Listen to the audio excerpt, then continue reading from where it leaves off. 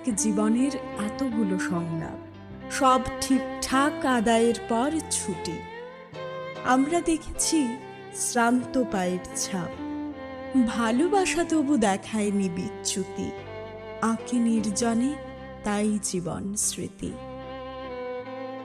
জীবন স্মৃতি। নমস্কার শ্রোতা বন্ধুরা, জীবন স্মৃতি অনুষ্ঠানে সবাইকে জানাচ্ছি অনেক অনেক স্বাগত।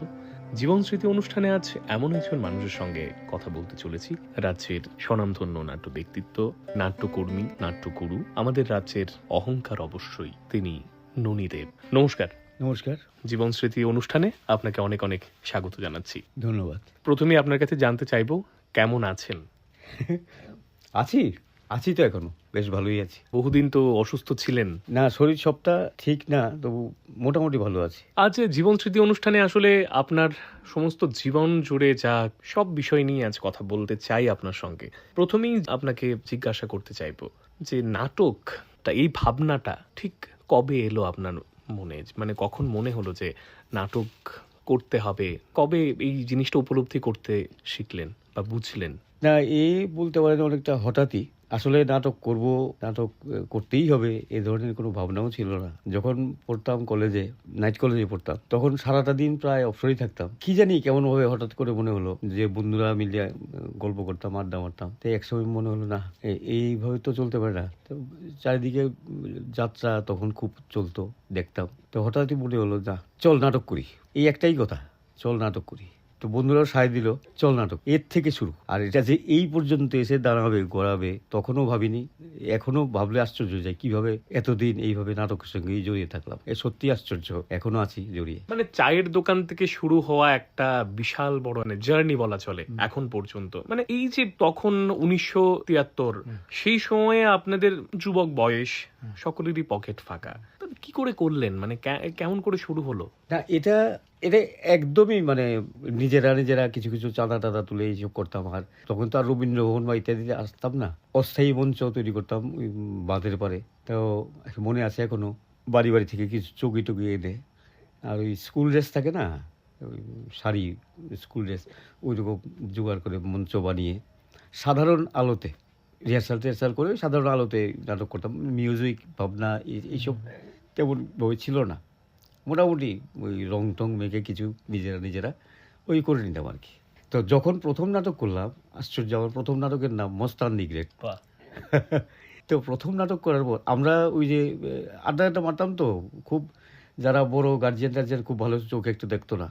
প্রথম নাটক করার পরে অনেকেই বেশ দেখতাম যে না, ভালো করেছিস, পিঠে হাত দিত, ভালো হয়েছে। নাটকে ভিড় হয়েছিল? ভিড় প্রচুর ভিড়। মানে কি করে মানে এই যে ধরুন প্রথম আপনার নাটক করছেন, আপনাদের তখন কোনো পরিচিতি ছিল না নিশ্চয়ই। তো সেই সময়ে আপনি প্রথম দিন নাটক করছেন, প্রচুর ভিড়, কি করে হলো? ওই বাঁধের পরে তো কিছু নেই, মনোরঞ্জন কিছু নেই। আমরা একটা মাইকিং করলাম যে আজকে, মানে মাইকিং এর ব্যবস্থা করেছিলেন? হ্যাঁ, ওইখানে নাটক হবে। তখন তো খুব যাত্রা হতো, মাইকিং হতো। তো আমরা যখন করলাম তখন হবে, এইখানে আজকে অত তারিখ নাটক হবে। বাস, মানে এই যে অঞ্চলের মানুষ সব এসে সন্ধ্যার সময় হাজির। আর যথারীতি নাটক 7টায় শুরু হবে, সেই নাটক শুরু হয়েছে 4:30 বা 8টায়। ওই রকমই ছিল আর কি ব্যাপারটা। তো প্রথম নাটক করার পর যখন কিছু লোক এসে তো পিঠেতে বললো ভালো করেছিস।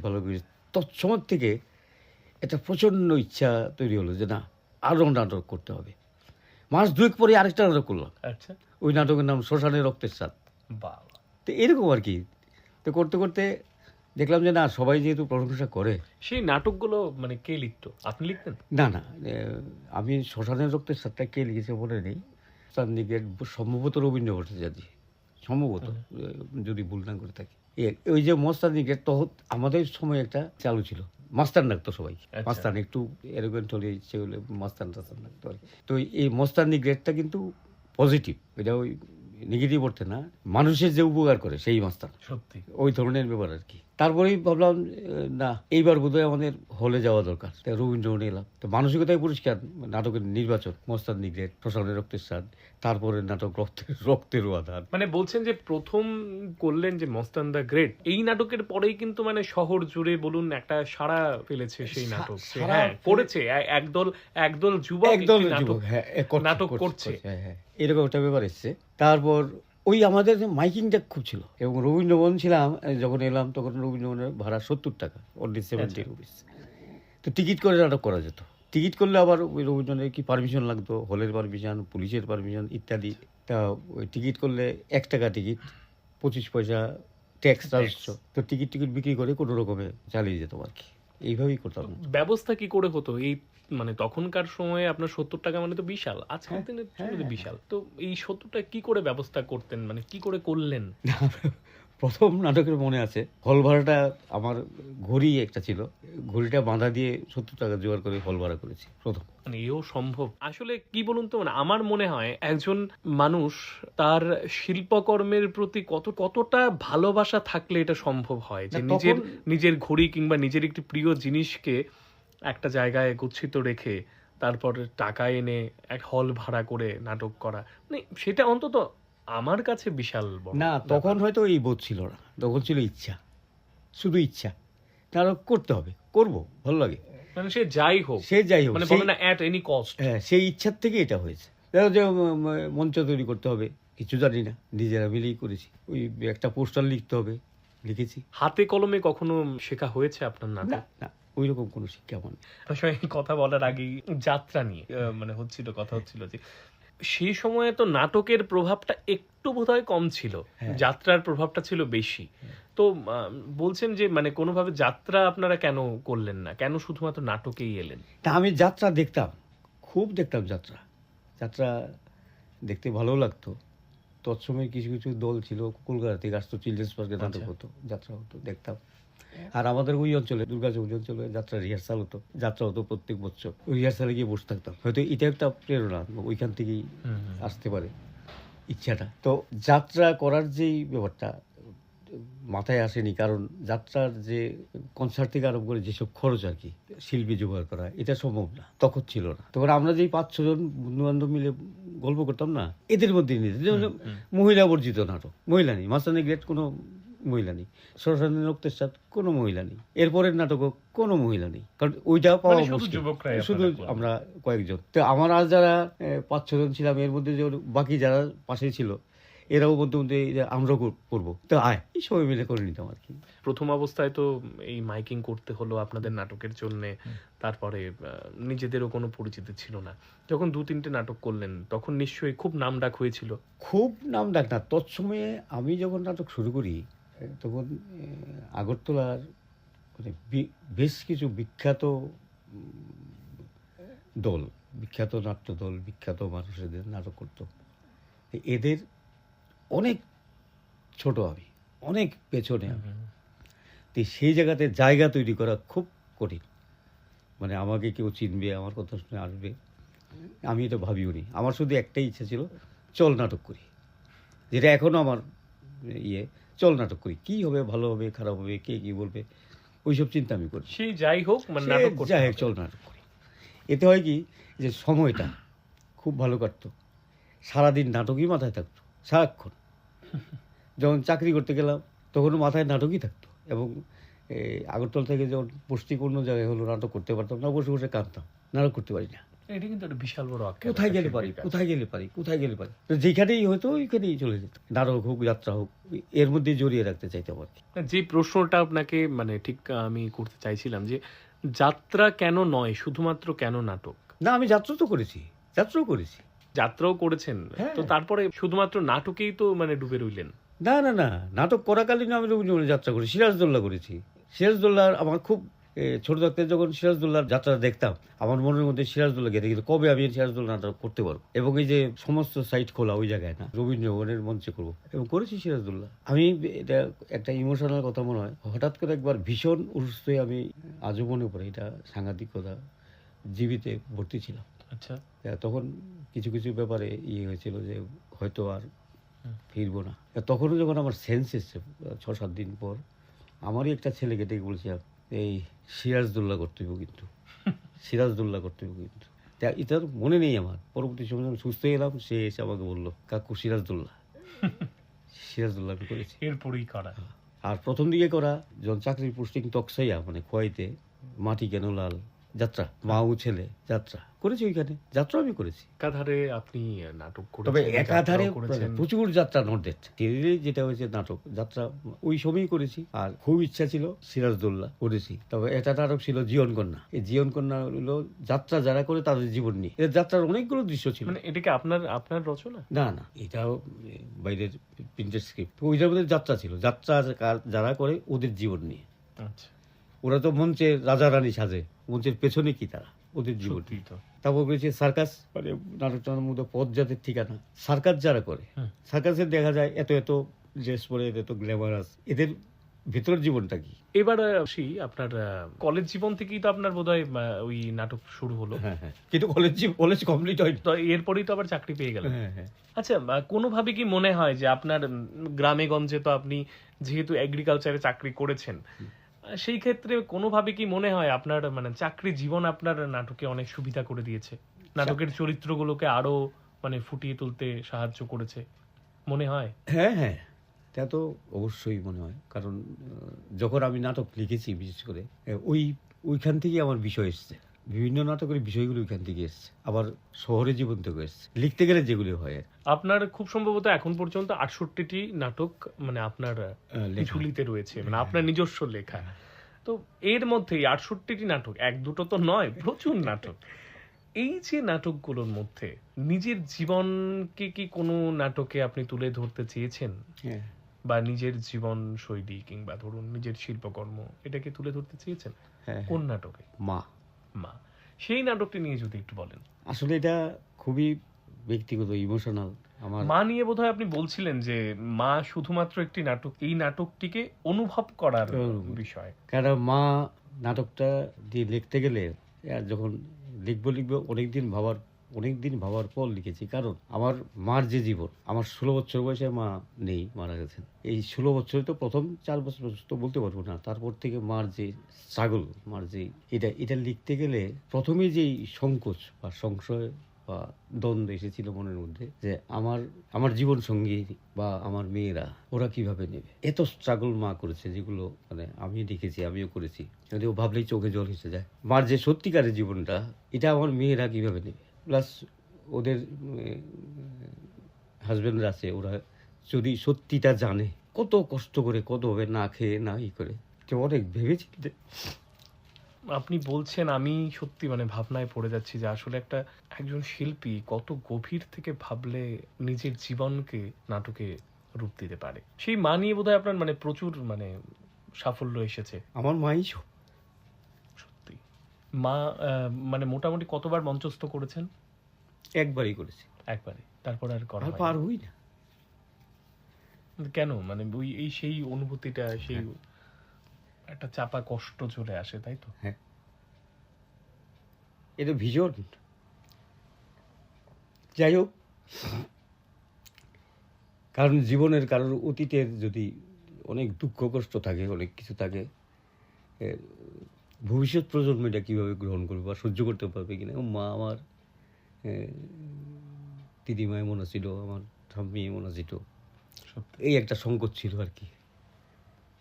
কারণ আমি যা বলছি আমার মাকে নিয়ে একদম সত্য, এমন তো কোনো রকম লুকোচাপা নেই, যে খুলেই বলি আমার মা বাসার কাজ করতো, না খেয়ে আমাকে খাওয়াতো। এটা মেয়েরা কীভাবে নেবে, আমার তো বলতে গেলে বলেছি, কিন্তু পরবর্তী সময় দেখলাম যে না, ওরাও খুব। প্রতিটা মা, অন্তত আমার মাও তো অনেক স্ট্রাগল করে তারপরে অনেক প্রতিবন্ধকতা কাটিয়ে আমাকে আজকে এইটুকু করেছে। তো শুধু আমার মা নয়, আমার মনে হয় যে প্রত্যেকটি মা নিজের মতো করে সন্তানদের চান যে সন্তান অনেক বড় হোক, তার জন্যে তাকে যাই করতে হয়, যে কোনো প্রতিবন্ধকতা কাটিয়ে কিন্তু সন্তানকে একটি সাফল্যের চূড়ায় নিয়ে পৌঁছায়। না, তো সেটা হয়তো আপনার সঙ্গেও হয়েছে, আমার সঙ্গেও হচ্ছে, বাকি আরো 4-5 জন না, মানুষের এটা সঙ্গেও হচ্ছে। অনেক মা আছে না, ওর ইনফ্রাস্ট্রাকচারটা থাকে, তার একটা বেস থাকে। আমাদের তো ওইটা ছিল না, ওইটা তৈরি করতে হয়েছে মার নিজের। কারণ সাপোর্ট, বাবা মারা গেছে 1 বছর বয়স, ছিল না তো। একটাই কথা বলতো মা, শুধু পর একটাই কথা, পর শুধু।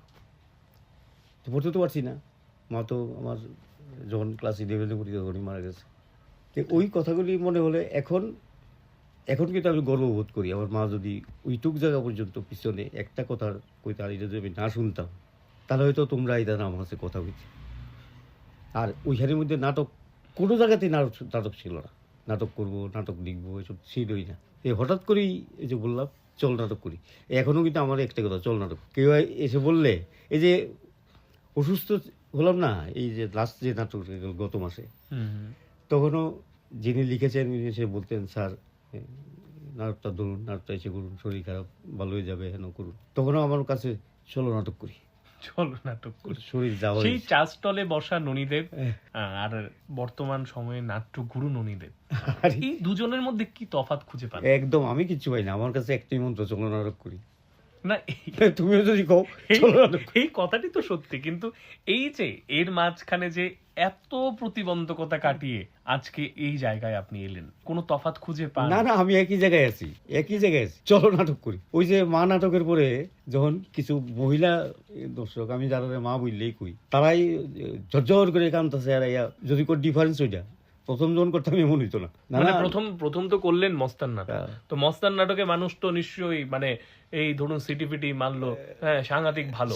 তো আবার মা নাটকে যাদের আপনি মা বলে সম্বোধন করলেন, এনারা শুধু কাঁদতে লাগলেন, আপনাকে কেউ এসে প্রণাম করছেন, কেউ জড়িয়ে ধরছেন।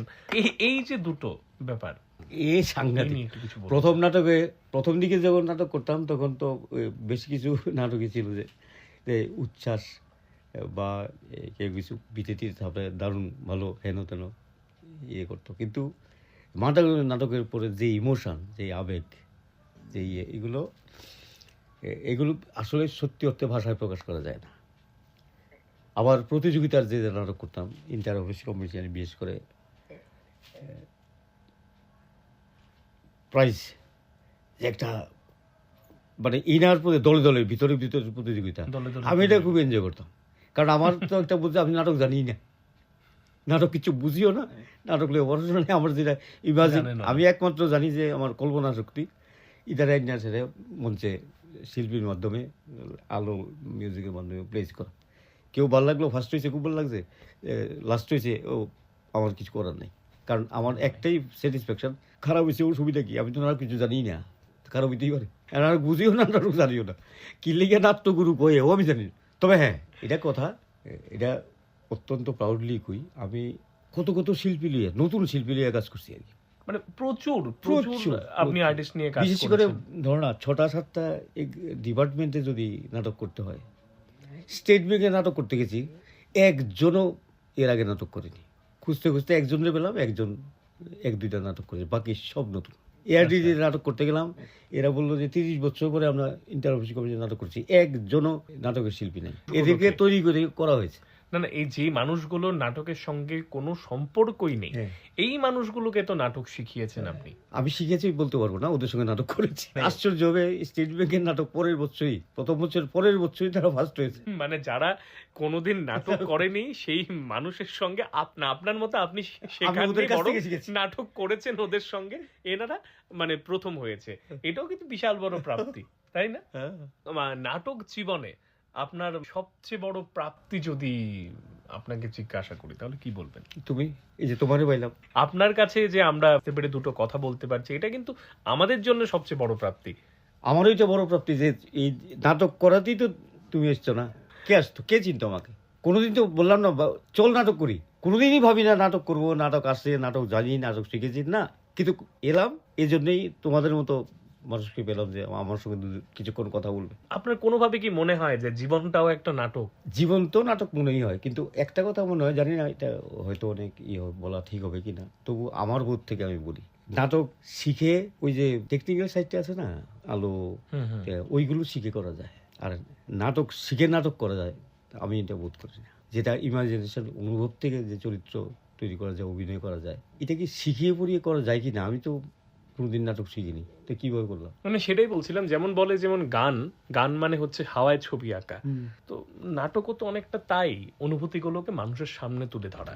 সেটা কি কোনোভাবে নিজের জীবন থেকেই আসে বলে মনে করেন? আমার ক্ষেত্রে তাই আসে। আবার কিছু কিছু নাটক আছে ওই এটা খুব জীবন বোধ থেকেই তৈরি হলেও কিছু কিছু নাটক আছে ব্যঙ্গাত্মক ইত্যাদি সব নাটক এগুলো কল্পনা আমার ইমাজিনেশন কাজ করে, আমার কল্পনা শক্তি যেভাবে কাজ করে আমি ওইভাবেই করাই, ওইভাবেই করতে চেষ্টা করি। নাটকটা কি শুধুই নাটক নাকি জীবনের নাটক? নাটক তো জীবনের নাটকই সবাই বলে, আর নাটক শুধুই নাটক কি করে হবে? শুধুই নাটক তো হয় না। জীবন থেকে আসা, জীবন বোধ থেকে আসা গল্প কাহিনী, আর ওই যে কিছু বলে না দর্পণ আমাকে দেখানো, সমাজের নানান কিছু দেখানো, এইগুলো থেকে কিন্তু নাটক তৈরি হয়, নাটক মঞ্চস্থ হয়, নাটক দেখে লোক। কিন্তু এখন তো এখনকার সময় যা দেখি নাটক দেখতে লোকই আসে না। কেন এই জিনিসটা কেন হচ্ছে? একটা সময় যখন একটা নাটক দেখার জন্য প্রচুর ভিড়, আপনি বলছিলেন যে শুধুমাত্র একটা অ্যানাউন্সমেন্টের পর প্রচুর ভিড় প্রথম নাটকেই। এখন পয়সা খরচ করে নাটক হচ্ছে, হল ভাড়া হচ্ছে, হলে শীততাপ নিয়ন্ত্রিত সবই আছে, কিন্তু মানে তারপরেও কেন লোক হচ্ছে না? এটা আমরা যখন নাটক শুরু করি ঘরের মধ্যে এত কিছু ছিল না, ঘরে বসে বসেই সবকিছু দেখা যায় এবং সুবিধা তো ছিল না। তখন একটা কিছু হলে সব লোক যেত। এখন হয়তো এটা একটা ব্যাপার, হলে যাব, এই করবো সেই করবো ইচ্ছেতে। এখন কি আগের মতো নাটক হচ্ছে না, মানে জীবনমুখী নাটকগুলো হচ্ছে না? আমি এমন এইভাবে ভাবতেই পারি না যে এটা কেউ কেউ বলে।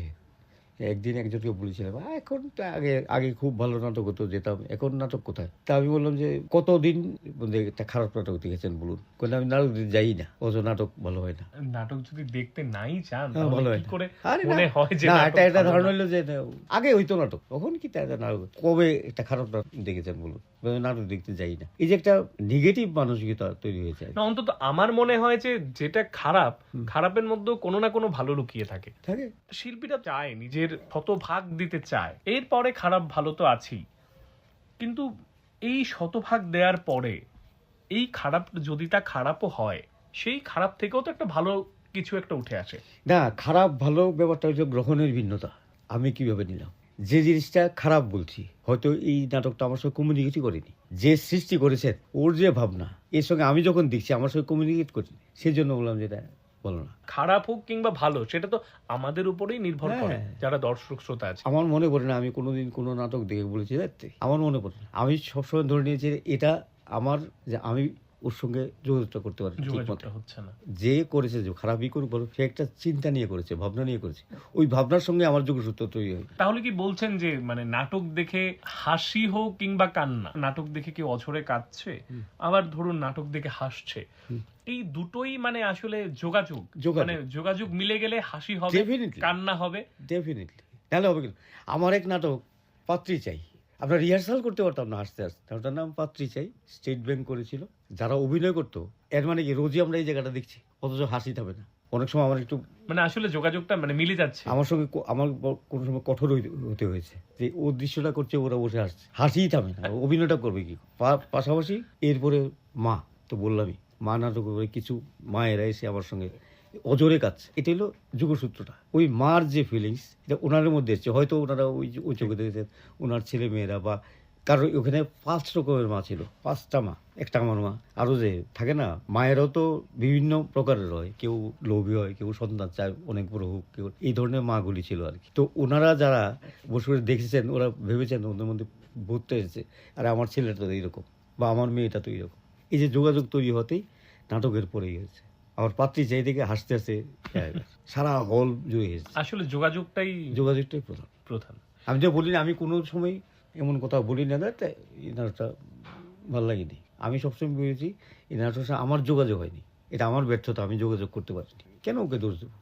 এত বছর তো প্রচুর নাটক করেছেন, এখন বয়সের মানে বার্ধক্যের একটা ফলে, যদিও আপনি মন থেকে একেবারেই মানে বার্ধক্যে নন, আমরা বিশ্বাস করি যে আপনি এখনো সেই আগের মতোই মানে মনের প্রাণে যুবক, মানে ওই এখনো প্রথম নাটকের মতোই মস্তান আপনার কথায়। তো এখন কি করে সময় কাটাচ্ছেন? একটা সময় ছিল যে বিশেষ করে কোভিড যখন নাটক বন্ধ ছিল, তখন লিখতাম, নাটকই লিখতাম, স্ক্রিপ্ট লিখতাম বা কোনো আর্টিকেল কোনো কিছু লিখতাম। এখন এই হাতের কষ্টে পারি না, এতে কষ্ট হয়, তবু মাঝে মধ্যে চেষ্টা করি লেখালেখি। ওই আর তো আছেই কিছু আর্টিস্ট শিল্পীরা আছে, স্যার এটা লিখে দিন, ওইটা বলে দিন, আমরা বসে লিখে নেবো, ওইরকম ওরা আসে, অনবরতই আসে, ওইভাবে কেটে যায় আর কি, অপশন নেই। এখন মনে হয় পুরোনো কথা, খুব মনে হয় পুরোনো কথা, মানে ওইভাবে না যে আবেগ তাও ইত্যাদির মতো না। পুরো কথা মনে হয় যে আমি এখনো ওই রকমই পারি, যদি ইনফ্রাস্ট্রাকচার থাকে, যেটা হলো প্রতিবন্ধকতা না থাকে, যেটা টাকা পয়সা। কিন্তু করলাম তো কিছুদিন আগে, এলো স্যার আমরা টাকা পয়সা খরচ করবো, আপনি শুধু রিহার্সাল গিয়ে বসে থাকবেন, করে দিলাম। এবং যথেষ্ট পরিশ্রমের নাটক। একটা কথা আপনাকে জিজ্ঞেস করার খুব ইচ্ছে করছে, বিভিন্ন অনুষ্ঠানে যান, বিভিন্ন নাটক দেখেন, ধরুন কোনো একটা নাটক চলছে, সেই নাটকে কি নিজেকে খুঁজে পান বলে মনে হয়? ধরুন কোনো একটা ক্যারেক্টার, সেই ক্যারেক্টারটাকে কি দেখে আপনার মনে হয় যারে আমি হলে তো ওই করতাম, এটা আমার সঙ্গে মিলে যাচ্ছে, মানে ওই যোগাযোগ? কোনো কোনো নাটক দেখে মনে হয় যে প্রয়োগ ভাবনাটা আমার সঙ্গে মেলে না, কোথায় যেন একটু আমি আমার নিজের খামতিটাই ধরি, যে আমি হয়তো এমন পারতাম না, আমি হয়তো অন্যভাবে করতাম, কারণ এটা আমি ধরি আমার পক্ষে সম্ভব না, ওনার পক্ষে সম্ভব, এরকম মনে হয়। আর নিজেরে খুঁজতে যাই না আমি, কারণ নিজেকে খোঁজার মধ্যে অসম্ভব আমি আমার জীবনটা আমি মানে নাটক সহ এমনভাবে কাটাইছি, আমি যদি আমারে খুঁজতে যাই নাটকের মধ্যেই হোক, জীবনের মধ্যেই হোক, তাহলে পার পাবো না। আমি আমাকে কোথায় খুঁজবো? আসলে নিজের গভীরতাই তো আসলে না সবচেয়ে বেশি। আমার কোনো গভীরতা নাই, আমি তো বললামই আগের থেকে নাটক জানি না, বুঝি। তবে আমি আমারে খুঁজতে গেলে উনি খুঁজবেন আমার জীবন রঙিনী। এটা কিন্তু দারুণ বলেছেন, মানে সব কথার মাঝে এটা কিন্তু দারুণ না, বলেছেন। উনি না থাকলে তো আমি কিছু করতে পারতাম না, আমি তো উচ্ছৃঙ্খল মানুষ। তো বলছেন মানে উনি আপনার জীবনে আসার পরে সুশৃঙ্খল হয়েছেন আপনি? না, আমি তো উচ্ছৃঙ্খলই হয়ে গেছি, সংসারটা সুশৃঙ্খল করেছেন উনি। আচ্ছা, এই কারণে আমি একটু আগে বললাম না তোমাকে, সকাল 9টায় বেরোতাম রিহার্সালে যেতে, 7টা 8টা আপনি রাত্র রিহার্সাল করাতেন। রাত্র 11টায় বাড়িতে আসতাম, 7টা রিহার্সাল অ্যাটেন্ড করতাম 5 বছর সমানে। তখন অবশ্য রিটায়ার করেছি। এই প্রজন্মের যারা নাটক শিখতে চায় কিংবা ধরুন নাটক শিখছে, তারা যদি আপনার কাছে আসতে চায় তাহলে কি আপনি শেখাবেন নাটক? আমি একটা কথা প্রথমেই, আমি শেখাতে পারবো না, তাদের সঙ্গে নাটক করতে করবেন? পারবো। হ্যাঁ, এতে অনবরতই করে যাবো। ভুলগুলো যেখানে একটু ভুল হবে সেই ভুলগুলো একটু ধরিয়ে দেবেন? হ্যাঁ, ভুল হয় না, ভুল ঠিক না, আছে না, ভুল হয় হয়তো সংলাপ ভুলে গেল, ডায়লগ ভুলে গেল, হাঁটা চলা মঞ্চের এইসব ব্যবহারগুলিতে খুব একটা ভুল হয় না। ওইটা কিভাবে করলে দেখতে ভালো লাগবে ওইটা নিশ্চয়ই দেখিয়ে দেবো, বলে দেবো। যারাই আসুক, যদি মনে করে যে আমার কাছে আসা দরকার, শিওর, আমি অলওয়েজ ওয়েলকাম। অনেকক্ষণ কথা বললাম আপনার সঙ্গে, আপনি ভালো থাকুন, সুস্থ থাকুন। অনেক অনেক ধন্যবাদ আমাদের সময় দেওয়ার জন্য। নমস্কার। থ্যাংক ইউ, ধন্যবাদ। এক জীবনের এতগুলো সংলাপ, সব ঠিকঠাক আদায়ের পর ছুটি। আমরা দেখেছি শ্রান্ত পায়ের ছাপ, ভালোবাসা তবু দেখায়নি বিচ্যুতি, আঁকে নির্জনে তাই জীবন স্মৃতি। জীবন স্মৃতি।